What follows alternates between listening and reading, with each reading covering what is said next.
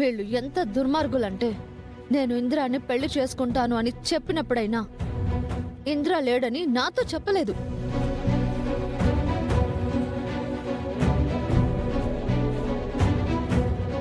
లేని ఇంద్రతో నా పెళ్లి జరగదు అని తెలిసి కూడా నాతో నిజం చెప్పలేదు. ఎంగేజ్మెంట్లో ఇంద్రయే ఈ వీడియో సృష్టించి నా వేలికి ఉంగరం తొడిగించారు. చచ్చిన వాడితో నా పెళ్లికి ముహూర్తం పెట్టించారు.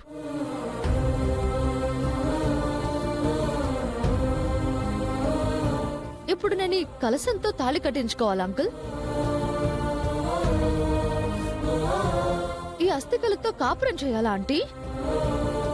పెళ్లి చేసుకుని నేను ఇంద్ర సమాధిలో పడుకోవాలా?